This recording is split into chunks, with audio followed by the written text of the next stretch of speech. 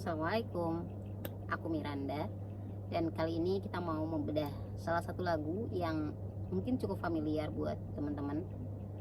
Takkan berpaling darimu. Aku nggak tahu ya sebenarnya ini lirik lagunya ditulis itu dalam konteks agama apa, tapi sangat-sangat cocok untuk kita bahas kali ini, yang semoga teman-teman menjadi yakin terhadap pembahasan kita kali ini. So, aku minta maaf kalau misalnya ada lirik yang salah atau suaraku yang tidak cukup baik gitu ya. Lagunya kayak gini awalnya.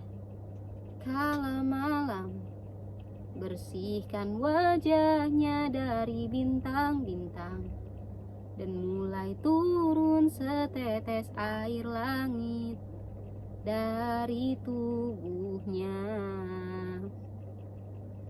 Tanpa sadar nikmatnya alam karena kuasamu yang takkan habis sampai di akhir waktu perjalanan ini. Ini lirik yang paling mantapnya. Terima kasihku padamu Tuhanku, tak mungkin dapat terukir oleh kata-kata. Hanya dirimu yang tahu besar rasa cintaku padamu. Tuhan, anugerahmu tak pernah terhenti, selalu datang kepadaku. Tuhan semesta alam, dan satu janjiku, takkan berpaling darimu. Engkau singkirkan semua aral melintang di hadapanku, dan buat terang seluruh jalan hidup untuk melangkah. So, lagu ini tuh benar-benar bisa banget jadi pembahasan akidah buat kita. Pembahasan yang pertama adalah terkait kala malam bersihkan wajahnya dari bintang-bintang, dan mulai turun setetes air langit dari tubuhnya. Tanpa sadar nikmatnya alam karena kuasamu, dan takkan habis sampai di akhir waktu perjalanan ini. Kita tuh selalu beranggapan bahwa semua hal yang ada di dunia ini tercipta dengan sendirinya. Mereka hadir karena kebetulan yang tidak ada ujungnya, yang kalau dicari yang nggak ada akhirnya gitu. Ini yang nyiptain siapa, di sini yang nyiptain siapa, yang ini nyiptain siapa, dan akhirnya kita tidak menemukan konteks itu. Kalau misalnya teman-teman lihat bagaimana orang-orang barat memaknai atau menciptakan Tuhan mereka, itu sulit banget. Mereka tidak menemukan, mau diperes logika mereka, otak mereka selalu menemukan tanda tanya besar tentang siapa Tuhan mereka gitu. Tidak menemukan ujungnya. Karena kalau ini dari sini berarti ini dari mana? Nah, kalau ini dari sini, ini dari mana? Jadi nggak ada ujungnya tuh. Nah, sementara Islam kan ya udah, Allah itu adalah sesuatu ya, Allah itu adalah zat yang hidup, yang ada, yang awal dan akhir. Allah itu sifatnya abadi, dia tidak menciptakan. Konteks kita tuh jelas, dan kita nggak perlu tarik kesimpulan sampai sejauh itu, karena kita percaya bahwa Allah adalah satu-satunya Tuhan yang berhak disembah, dan dialah pemilik alam semesta, baik langit dan bumi. That's it. Nggak perlu ada pertanyaan yang kalau misalnya mau dibahas juga bisa gitu kan. Tapi pada konteksnya, sebagaimana alam bekerja, kita selalu beranggapan bahwa mereka bekerja dengan sendirinya, yang padahal ada yang ngatur. Tuhan mengatur seluruhnya dengan sebaik-baiknya, mulai dari oksigen yang kita hirup, makanan yang terus tumbuh, laut yang tetap tenang, langit yang tetap berada pada tempatnya gitu. Semua berjalan ya karena Allah berkehendak demikian gitu. Terima kasihku padamu Tuhanku, tak mungkin dapat terukir oleh kata-kata. hanya dirimu yang tahu besar rasa cintaku padamu. Nah, aku tuh selalu beranggapan bahwa perasaan atau cinta itu selaras dengan iman. Jadi teman-teman baru bisa diyakini sebagai orang yang beriman sama dengan teman-teman baru diyakini sebagai seorang pencipta itu selaras. Maksudnya apa? Ada 3 hal. Iman dan cinta itu baru diakui ketika teman-teman memenuhi 3 hal ini.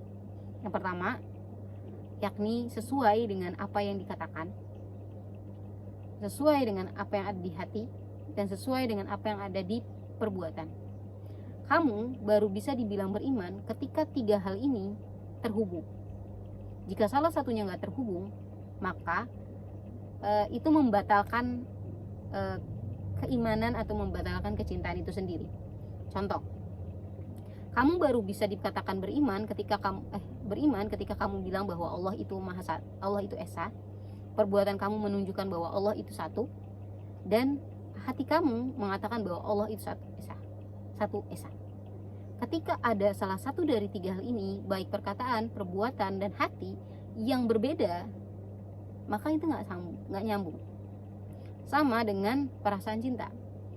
Kamu baru bisa dibilang bahwa kamu mencintai seseorang ketika perbuatan kamu, perkataan kamu, dan hati kamu itu selaras. Nah, kayak gitu. Jadi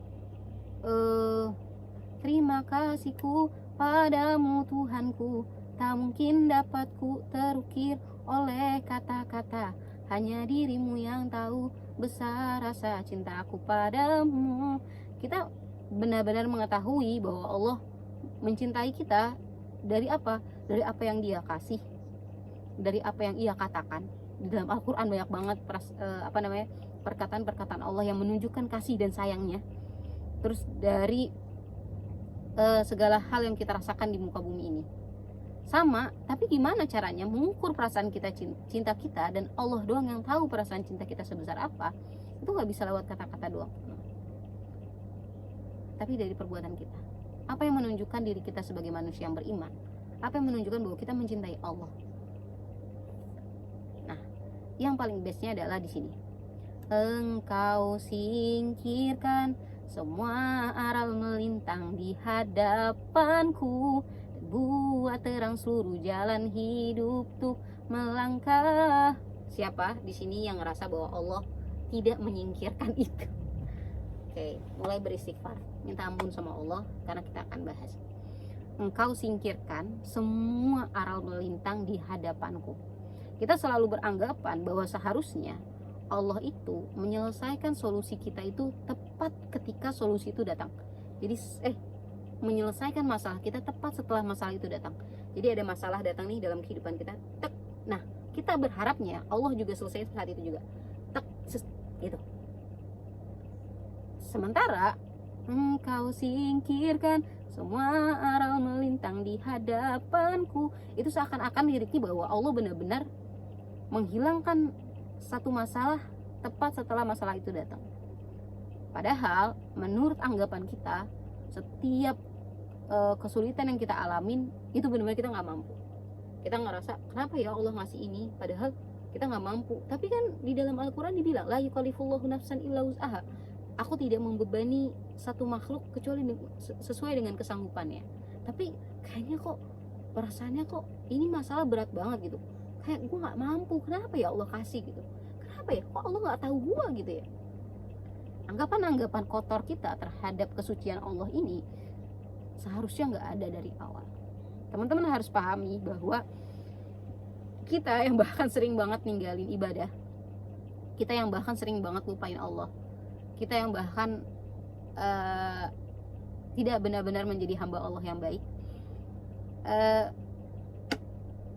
beranggapan bahwa Allah nggak menyingkirkan aral melintang ini gitu. Kita berada pada kesulitan.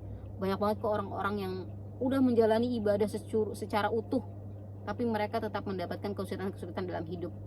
Ketika kita membahas tentang ketidakadilan, maka ketidakadilan bukan hanya tentang semua makhluk di muka bumi ini mengalami ketidakadilan, tapi bahkan dari ketidakadilan itu ada level-level lain, ada yang levelnya 1 ketidakadilannya, ada yang levelnya 10. Ada orang yang kaya, dia merasa nggak adil kalau dia nggak bisa berhasil ngikutin satu perjuangan. Sedangkan orang ini, ada orang susah yang bahkan dia udah susah, nggak punya pendidikan dan semacamnya. Ketidakadilan yang dibaluti dengan ketidakadilan yang lain. Susah banget tuh. Berarti kan Allah tidak menyingkirkan aral melintang di hadapanku. Ini yang perbedaan antara orang-orang yang beriman sama yang tidak. Teman-teman harus memahami bahwa nabi-nabi kita yang bahkan secara ibadah gak bisa dibandingin sama kita, nabi-nabi yang secara kesabaran, yang secara utuh benar-benar menyembah Allah, benar-benar memenuhi karakteristik sebagai orang-orang yang seharusnya mendapatkan kasih dan sayang Allah secara penuh. Mereka baru mendapatkan solusi dari tiap masalah mereka itu tepat ketika mereka berada pada titik putus asa yang paling bawah, ketika mereka tidak bisa meminta pertolongan sedikit pun selain daripada pertolongan Allah. Oke, kita bahas dari Nabi Musa. Dan Nabi Musa itu tidak dibantu sama Allah ketika lagi lari dikejar sama Fir'aun. Terus Nabi Musa berada pada titik putus asa karena di belakangnya Fir'aun dan bala tentaranya, di depannya itu lautan. Nabi Musa itu nggak ditolong Allah dari dia dikejar sama Fir'aun. Kenapa Allah nggak nolongin Nabi Musa ketika dikejar sama sama Fir'aun? Nabi Musa harus menemui titik paling putus asa di mana nggak ada satupun tempat dia bergantung kecuali sama Allah di sana. Nah baru tuh Allah bukain. Allah belah lautannya, Nabi Musa nyebrang, Fir'aun ikut, Fir'aun tenggelam. Contoh lain, Nabi Yunus. Nabi Yunus itu tidak ditolong ketika dia sebelum lompat. Nabi Yunus itu baru diselamatin, diperintahkan untuk diselamatkan oleh Allah ketika dia lompat, dimakan sama ikan, ditelan untuk menjaganya. Di dalam kegelapan Nabi Yunus berdoa, la ilaha illa anta subhanaka inni kuntu minaz zalimin. Gak ada satupun tempat bergantung selain bergantung sama Allah, dan disitulah Allah baru ada. Ini menunjukkan bahwa Tuhan itu gak hadir, bukan hadir ketika teman-teman berada pada masa yang teman-teman harus berjuang di sana. Tuhan baru hadir ketika teman-teman berada pada titik paling putus asa dan paling krusial, karena Tuhan tuh maha pencemburu. Dia tuh maunya, Allah tuh maunya kamu bergantung cuma sama Allah, tempat dimana gak ada satupun solusi selain mintanya sama Allah. Makanya jangan pernah ragu dan takut untuk minta semua-muanya sama Allah.